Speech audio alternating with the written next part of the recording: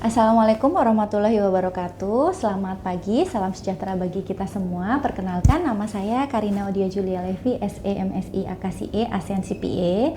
Saya merupakan salah satu dosen Prodi Akuntansi FEB Unsud dengan NIDN 0606078705. Pada kesempatan kali ini saya akan memaparkan PDD UKT PT, pernyataan diri dosen unjuk kerja Tridharma Perguruan Tinggi dalam bidang pengajaran.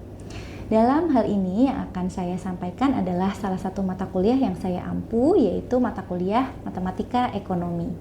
Mata kuliah ini merupakan mata kuliah wajib yang harus ditempuh oleh mahasiswa program studi akuntansi pada semester 1 dengan bobot 3 SKS. Dalam sistem pembelajaran yang saya terapkan dalam perkuliahan ini adalah DIA, Delivery, Interactions, and Assessment. Delivery berkaitan dengan penyampaian materi pembelajaran yang saya laksanakan agar dapat dipahami mahasiswa dengan baik. Materi yang saya sajikan mengacu pada CPL atau capaian pembelajaran lulusan. Dari CPL diturunkan ke dalam CPMK atau capaian pembelajaran mata kuliah, kemudian diturunkan kembali ke dalam sub CPMK yang akan saya sampaikan di setiap awal pembelajaran agar mahasiswa memahami tujuan pembelajaran yang akan dicapai. Untuk interaction, berkaitan dengan interaksi, saya sebagai dosen dengan mahasiswa dalam pembelajaran agar capaian pembelajaran dapat tercapai. Hal tersebut saya lakukan dengan pendekatan pembelajaran Student Learning Center. Pembelajaran interaktif antara dosen memaparkan materi di depan mahasiswa dengan menyisipkan pertanyaan bagi mahasiswa serta meminta mahasiswa untuk mengerjakan latihan soal. Kemudian diskusi dengan memberikan kesempatan kepada mahasiswa menggali informasi berkaitan dengan topik. Platform pembelajaran yang saya gunakan adalah LMS Eldiru, di mana di dalamnya mahasiswa dapat mengakses RPS, kontrak perkuliahan, presensi kelas, dan juga mendownload materi. Untuk assessment, berkaitan dengan proses penilaian guna mengukur kemampuan mahasiswa. Evaluasi tentunya saya laksanakan dengan objektif terhadap masing-masing mahasiswa. Indikator penilaian yang saya lakukan terdiri dari partisipasi kelas atau aktivitas partisipasif melalui metode case-based learning sebesar 50%, tugas terstruktur sebesar 10%, UTS 20%, dan UAS sebesar 20%. Selanjutnya, saya akan menjelaskan mengenai RPS atau Rencana Pembelajaran Semester untuk mata kuliah Matematika Ekonomi. Untuk CPMK atau Capaian Pembelajaran Mata Kuliah, memahami konsep fungsi dalam hubungan fungsional dan penerapannya di bidang ekonomi dan bisnis. Kemudian mampu menerapkan konsep dasar matematika dalam pemecahan masalah-masalah ekonomi tertentu. Dan yang terakhir, mampu memberikan pengetahuan, kemampuan, serta wawasan yang diperlukan dalam proses analisis, perencanaan, dan implementasi penggunaan rumus matematika dalam kegiatan perekonomian. Untuk deskripsi singkat dari mata kuliah ini adalah, mata kuliah Matematika Ekonomi memberikan pemahaman tentang masalah ekonomi dan bisnis secara kuantitatif dengan pendekatan matematik. Dalam pembelajarannya, beberapa konsep dasar matematik seperti banjar, akar, pangkat, logaritma, turunan, fungsi, diferensial, dan matriks akan dijelaskan dan dilatih agar terampil sehingga mahasiswa mampu memecahkan masalah-masalah ekonomi dan bisnis. Bahan kajian dalam mata kuliah Matematika Ekonomi ini adalah, yang pertama ada himpunan dan sistem bilangan, yang kedua ada akar, pangkat, logaritma, yang ketiga banjar dan deret, yang keempat ada fungsi, yang kelima adalah penggunaan fungsi dalam ekonomi, yang keenam fungsi non-linear, yang ketujuh penggunaan fungsi non-linear, yang kedelapan turunan dan penggunaannya, yang kesembilan limit dan penggunaannya, yang ke-10 diferensial fungsi sederhana, yang ke-11 diferensial fungsi majemuk, yang ke-12 integral dan penggunaannya, dan yang terakhir adalah matriks dan penggunaannya. Sumber belajar yang dapat digunakan dapat bersumber dari buku cetak, e-book, maupun jurnal atau artikel ilmiah yang relevan dengan topik. Untuk buku materi utama yang saya gunakan adalah buku dari Alfa Sesyan berjudul Dasar-Dasar Matematika Ekonomi terbitan Erlangga. Kemudian yang kedua ada buku dari Dumairi dengan judul Matematika Terapan untuk Bisnis dan Ekonomi terbitan BBFE, dan yang terakhir adalah buatan dari Bapak Joseph Bintang Kalangi berjudul Matematika Ekonomi dan Bisnis terbitan dari Salemba 4. Untuk minggu pertama, kemampuan akhir yang direncanakan bagi mahasiswa yang pertama adalah memahami capaian pembelajaran yang diharapkan, memahami kontrak pembelajaran selama perkuliahan, dan memahami komponen penilaian dan metode pembelajaran sesuai dengan RPS. Untuk minggu kedua, mahasiswa mampu menjelaskan mengenai himpunan dan sistem bilangan. Minggu ketiga, mahasiswa mampu menjelaskan mengenai akar, pangkat, dan logaritma. Kemudian minggu keempat, mahasiswa mampu menjelaskan mengenai banjar dan deret. Minggu kelima, mahasiswa mampu menjelaskan mengenai fungsi. Minggu keenam, mahasiswa mampu menjelaskan mengenai penggunaan fungsi dalam ekonomi. Minggu ketujuh, mahasiswa mampu menjelaskan mengenai fungsi non-linear. Dan minggu kedelapan, mahasiswa akan mengikuti kegiatan UTS atau ujian tengah semester. Selanjutnya di minggu ke-9, mahasiswa mampu menjelaskan mengenai penggunaan fungsi non-linear. Di minggu ke-10, mahasiswa mampu menjelaskan mengenai turunan dan penggunaannya dalam ekonomi. Minggu ke-11, mahasiswa mampu menjelaskan mengenai limit dan penggunaannya dalam ekonomi. Di minggu ke-12, mahasiswa mampu menjelaskan mengenai diferensial fungsi sederhana. Di minggu ke-13, mahasiswa mampu menjelaskan mengenai diferensial fungsi majemuk. Di minggu ke-14, mahasiswa mampu menjelaskan mengenai integral dan penggunaannya. Di minggu ke-15, mahasiswa mampu menjelaskan mengenai matriks dan penggunaannya. Dan di minggu yang ke-16 atau minggu terakhir, mahasiswa akan mengikuti kegiatan UAS atau ujian akhir semester. Selanjutnya, saya akan menampilkan proses pembelajaran untuk mata kuliah Matematika Ekonomi di kelas secara luring. Selamat menyaksikan. Wassalamualaikum warahmatullahi wabarakatuh. Assalamualaikum warahmatullahi wabarakatuh. Waalaikumsalam warahmatullahi wabarakatuh. Selamat pagi teman-teman mahasiswa. Alhamdulillah pada pagi hari ini kita masih diberikan keberkahan dan kesehatan oleh Allah Subhanahu wa taala sehingga kita bisa mengikuti perkuliahan untuk mata kuliah Matematika Ekonomi di pertemuan yang kedua. Sebelum kita masuk ke dalam materi, silahkan Ibu perkenankan teman-teman untuk berdoa menurut agama dan kepercayaannya masing-masing. Berdoa dimulai.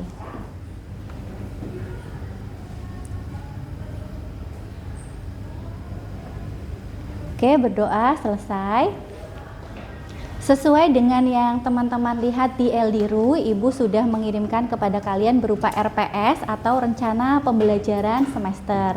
Di pertemuan pertama kemarin kita sudah membahas mengenai kontrak pembelajaran, evaluasi penilaian, dan media pembelajaran. Untuk pertemuan yang kedua ini kita akan membahas mengenai himpunan dan sistem bilangan. Untuk LMS Eldiru, silahkan teman-teman bisa mendownload materi yang akan Ibu presentasikan ini. Begitu pula dengan presensi sudah Ibu set di Eldiru, silahkan teman-teman bisa mengisi presensi di Eldiru. Untuk presensi manual silahkan nanti diisi ya satu persatu. Oke, sekarang kita masuk ke dalam materi yaitu mengenai himpunan dan sistem bilangan. Ada yang baru pernah mendengar mengenai himpunan dan sistem bilangan? Tidak ya, sepertinya teman-teman semuanya pasti sudah pernah mendengar ya mengenai himpunan dan sistem bilangan. Untuk materi mengenai himpunan dan sistem bilangan ini sudah pernah teman-teman pelajari pada saat teman-teman duduk di bangku SMP maupun SMA. Nah, di bangku kuliah ini teman-teman kembali mempelajari mengenai himpunan dan sistem bilangan dalam mata kuliah Matematika Ekonomi. Kenapa sih kita perlu mempelajari kembali mengenai himpunan dan sistem bilangan? Karena dalam kegiatan perekonomian sehari-hari kita masih menggunakan matematika untuk proses problem solving. Contohnya misalnya ketika kita membicarakan mengenai fungsi permintaan dan fungsi penawaran. Di dalamnya kita membahas mengenai fungsi, di mana fungsi adalah bagian dari materi Matematika Ekonomi. Oke, kita masuk ke materi. Oke, himpunan itu apa teman-teman? Himpunan adalah suatu kumpulan atau gugusan dari sejumlah objek, di mana objek-objek yang mengisi atau membentuk sebuah himpunan disebut sebagai anggota atau disebut juga sebagai elemen dengan kode adalah huruf E. E itu adalah elemen atau anggota yang merupakan anggota dari sebuah himpunan. Nah, beberapa cara penyajian himpunan ada dua ya teman-teman. Ada menggunakan cara daftar seperti ini dan juga menggunakan cara kaidah seperti ini. Nah, untuk cara daftar dengan cara mencantumkan untuk seluruh objek yang menjadi anggota suatu himpunan. Contohnya seperti ini teman-teman. Bisa lihat di sini bahwa ada himpunan A, kemudian menggunakan kode kurung kurawal, anggota dari himpunan A adalah 1, 2, 3, 4, dan 5. 1, 2, 3, 4, dan 5 ini merupakan anggota atau elemen dari suatu himpunan. Dan himpunannya sendiri adalah himpunan A. Itu adalah cara yang pertama. Kemudian cara yang kedua adalah menggunakan cara kaidah. Cara kaidah adalah menyebutkan karakteristik tertentu dari objek-objek yang menjadi anggota himpunan tersebut. Contohnya di sini adalah himpunan A, sama ya teman-teman, himpunan A. Kalau di sini langsung disebutkan anggotanya yaitu 1, 2, 3, 4, dan 5. Sedangkan di sini kita menggunakan kaidah. Anggota himpunan A adalah X. X adalah 0 lebih kecil daripada X lebih kecil daripada 6. Berapa? Sama kan? Sama teman-teman, sama-sama yaitu 1, 2, 3, 4, dan 5. Jadi anggota himpunan A dan anggota himpunan B sama, tapi cara penulisannya yang berbeda. Untuk di sini teman-teman menggunakan cara daftar, sedangkan di sini teman-teman menggunakan cara kaidah. Namun intinya anggotanya adalah sama, yaitu angka 1 sampai dengan angka 5. Nah, setelah tadi teman-teman mengetahui mengenai definisi dari himpunan, kemudian apa saja anggota dalam himpunan dan cara menuliskan anggota dalam himpunan, teman-teman sekarang belajar mengenai himpunan semesta dan himpunan kosong.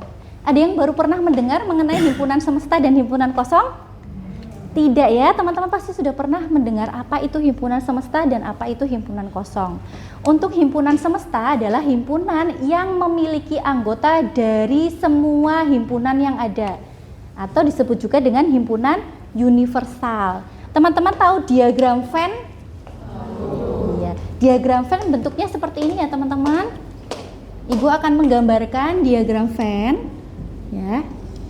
Nah, himpunan semesta dalam diagram Venn itu adalah seluruh anggota himpunan, jadi disebut seperti ini. S itu menunjukkan diagram Venn untuk himpunan semesta. Jadi seluruh elemen yang ada dalam kotak ini, dalam diagram Venn ini adalah anggota himpunan semesta. Kemudian selanjutnya adalah himpunan kosong. Himpunan kosong adalah himpunan yang tidak memiliki anggota sama sekali. Contohnya misalnya ya, adalah ketika gajah tanpa belalai, atau misalnya adalah ketika manusia berkepala hewan, misalnya seperti itu ya. Itu adalah himpunan yang tidak memiliki anggota sama sekali. Jadi memang himpunan tersebut tidak ada anggotanya atau tidak ada elemennya. Jadi teman-teman sekarang sudah memahami apa bedanya himpunan semesta dan himpunan kosong ya. Kalau himpunan kosong berarti itu himpunan yang memang tidak ada anggota atau elemennya sama sekali. Sedangkan untuk himpunan semesta adalah himpunan yang memiliki anggota dari semua himpunan yang ada, atau disebut juga dengan himpunan universal. Nah, sekarang masuk ke materi yang lebih mendalam, yaitu mengenai operasi himpunan. Nah, ini juga tidak asing lagi ya, Ibu yakin teman-teman mahasiswa yang di sini pasti sudah pernah mempelajari mengenai union atau gabungan, kemudian irisan ya, yang seperti ini, kemudian selisih, kemudian komplement. Apa itu himpunan gabungan? Himpunan gabungan adalah gabungan antara dua anggota himpunan menggunakan kode seperti ini ya, U. Ini berarti tandanya adalah gabungan atau union. Kemudian himpunan irisan. Irisan adalah anggota yang dimiliki oleh kedua himpunan. Jadi dalam diagram Venn-nya itu mereka beririsan. Ibu memberikan contoh ya. Seperti ini teman-teman, kembali ke diagram Venn. Nah, ini adalah disebut sebagai himpunan irisan karena anggota himpunan A juga menjadi anggota himpunan B. Sehingga ini disebut sebagai irisan. Kemudian masuk ke selisih. Selisih adalah anggota suatu himpunan yang tidak dimiliki oleh himpunan lain. Jadi misalnya himpunan A anggotanya 1, 2, 3, himpunan B anggotanya 3, 4, 5, berarti anggota yang tidak dimiliki adalah 4 dan 5. Itu adalah selisih himpunan. Kemudian komplement adalah anggotanya bukan dari himpunan tersebut menggunakan kode seperti ini ya, berarti dia adalah komplement. Nah, sekarang masuk ke sistem bilangan ya. Kalau tadi teman-teman belajar tentang himpunan, sekarang kita masuk ke sistem bilangan. Bilangan itu dibedakan menjadi dua, teman-teman, yaitu bilangan nyata dan bilangan khayal atau disebut juga dengan bilangan imajiner. Jadi bilangan itu dibedakan menjadi dua, yaitu bilangan real dan bilangan imajiner. Bilangan real itu adalah bilangan nyata, sedangkan bilangan imajiner itu adalah bilangan khayal. Nah, dari bilangan nyata, teman-teman, itu dibedakan lagi menjadi dua, yaitu apa? Bilangan rasional dan bilangan irasional. Nah, dari bilangan irasional ini dibedakan menjadi dua, yaitu bilangan pecahan ya, bilangan pecahan dan bilangan pecahan. Nah, sekarang kita masuk ke dalam latihan soal, teman-teman. Ada yang bisa menjawab di sini? Soal nomor 1 yaitu anggota himpunan P adalah 7, 11, 13, 17, 19, 23. Anggota himpunan Q adalah 5, 7, 9, 11, dan 13. P irisan Q merupakan himpunan yang anggotanya merupakan anggota P sekaligus merupakan anggota Q. Maka P irisan Q adalah, ada yang bisa menjawab? Oke, ada 2. Silahkan siapa yang mau menjawab? Oke, Mbak, silahkan boleh maju ke depan. Nanti sambil dijelaskan ya jawabannya. Itu tulisan Ibu boleh dihapus. Silahkan.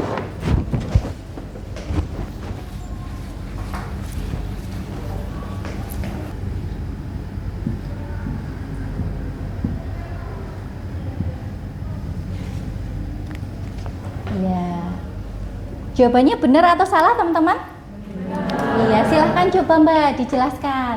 Jadi kan di soal itu di bagian P-nya itu ada angka 7, 11, 13, 17, 19, sama 23. Dan untuk di bagian Q-nya tuh ada 5, 7, 9, 13, dan juga 11 dan juga 13. Nah, jadi P dan Q merupakan himpunan yang anggotanya merupakan anggota P sekaligus merupakan anggota Q. Jadi di sini tuh ada 3 angka yang ada di P dan juga ada di Q. Jadi ada 7, angka 7, angka 11, sama angka 13. Dibacanya di sini adalah P irisan Q. Jadi anggota P irisan Q atau elemen dari himpunan P irisan Q adalah 7, 11, dan 13. Oke, terima kasih Mbak. Nanti dapat poin ya dari Ibu.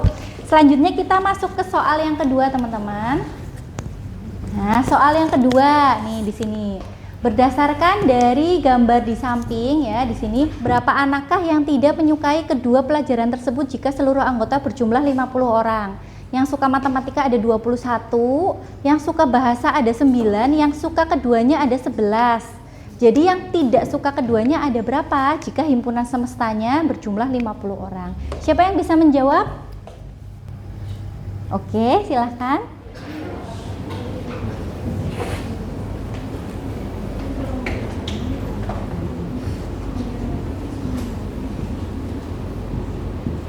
Iya. Yang suka matematika ada 21, kemudian yang suka bahasa ada 9, dan yang suka keduanya adalah 11. Jadi yang tidak suka keduanya ada 9. Oke, silahkan boleh dijelaskan.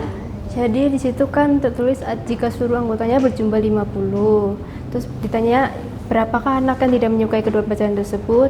Jadi caranya adalah 50 orang dikurangi dalam kurung 21 dari anak yang menyukai matematika ditambah 11 dari anak yang menyukai matematika dan bahasa ditambah 9 yang menyukai bahasa, total dari 9.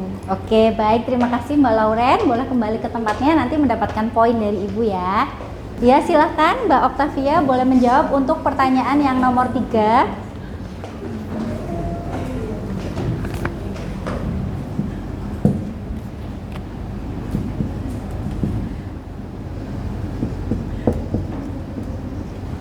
Ya, oke, silahkan dijelaskan Mbak Octavia untuk jawaban dari soal nomor 3, yaitu tentukanlah anggota P irisan Q. Jadi untuk P-nya itu merupakan bilangan prima yang lebih dari 5 dan kurang dari 25. Jadi P-nya itu ada 7, 11, 13, 17, 19, 23. Dan untuk Q-nya, kalau yang diketahui itu bilangan ganjil yang lebih dari 5 dan kurang dari 14. Jadi Q-nya itu 5, 7, 9, 11 sama 13. Jadi P irisan Q-nya yang ada di antara P sama Q-nya itu ada 7, 11 sama 13. Oke, baik, betul ya teman-teman jawabannya. Silahkan Mbak Octavia boleh kembali ke tempat, nanti mendapatkan poin keaktifan dari Ibu ya. Ya, jadi di sini pertanyaannya bilangan untuk P irisan Q, anggotanya berapa? 7, 11, dan 13. Karena dilihat dari sini ya, 7, 11, 13, 7, 11, 13. Oke, kita masuk ke soal nomor 4. Suatu kelas terdiri dari 40 orang mahasiswa dan diantaranya ada 15 orang mahasiswa yang menyukai pelajaran bisnis ya. Jadi yang suka pelajaran bisnis ada 15. Kemudian 13 orang siswa menyukai pelajaran kewarganegaraan ya, 13, dan 7 orang siswa yang menyukai keduanya. Sekarang pertanyaannya adalah berapa banyak siswa yang tidak menyukai pelajaran bisnis maupun kewarganegaraan? Oke, silahkan siapa yang bisa menjawab? Ini easy peasy lemon squeezy ya. Oke, silahkan Mbak.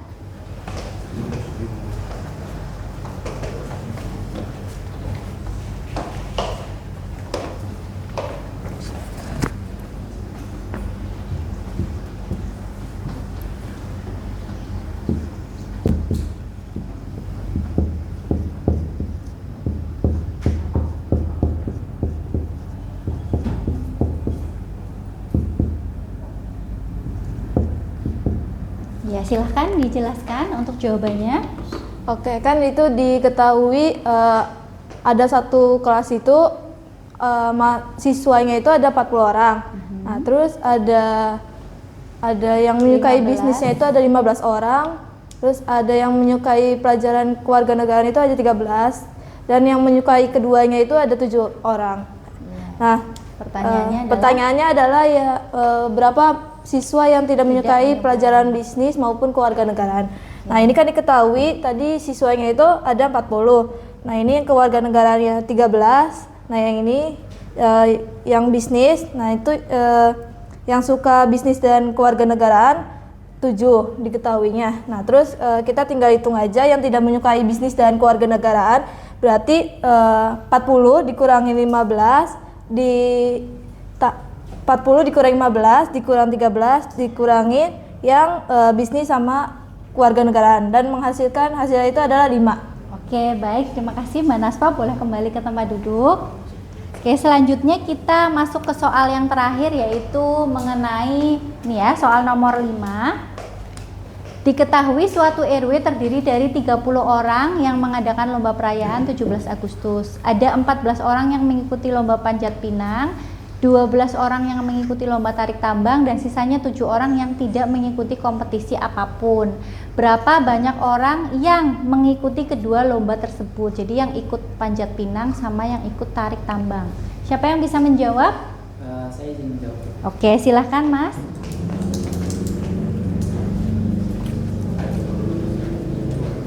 Videonya sebelah sana ya.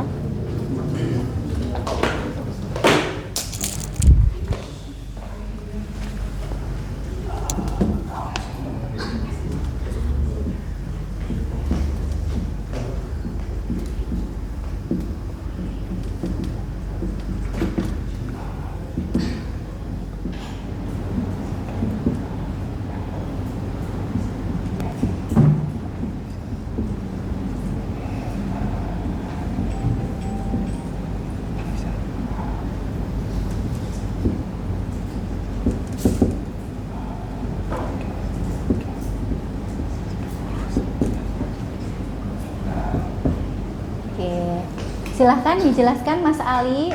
Baik, jadi NS itu adalah jumlahnya itu ada 30 dan NA itu adalah yang mengikuti panjat pinang. Yaitu totalnya 14 dan NB itu sendiri adalah yang mengikuti tarik tambang, yaitu 12. Sedangkan A gabungan B ini adalah sisa yang tidak mengikuti lomba apapun. Nah, yang ditanya adalah berapa banyak orang yang mengikuti keduanya. Nah, untuk rumusnya sendiri ada NS sama dengan NA tambah NB kurangin NA irisan B tambah NA gabungan B. Lalu kita substitusi ya seperti kalian bisa lihat 30 sama dengan 14 tambah 12 dikurangin N A irisan B tambah 7 hasilnya 30 sama dengan 33 dikurangin N A irisan B. Maka hasilnya kita pindahkan pindah ruas ya. Pindah ruas A irisan B ke kiri jadinya 33 kurangin 30. Jadi yang mengikuti kedua lomba adalah 3 orang. Ya, ingat ketika pindah ruas maka tandanya harus berubah ya, positif menjadi negatif, negatif menjadi positif. Terima kasih banyak Mas Ali, boleh kembali ke tempatnya.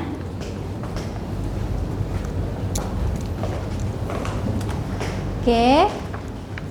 Selanjutnya untuk soal nomor 6 sampai dengan soal nomor 10 nanti kalian jadikan sebagai pekerjaan rumah ya, homework untuk kalian, PR. Untuk PPT-nya sendiri sudah Ibu share di LMS Eldiru, jadi silahkan teman-teman bisa download materi tersebut ya, PPT tersebut di Eldiru.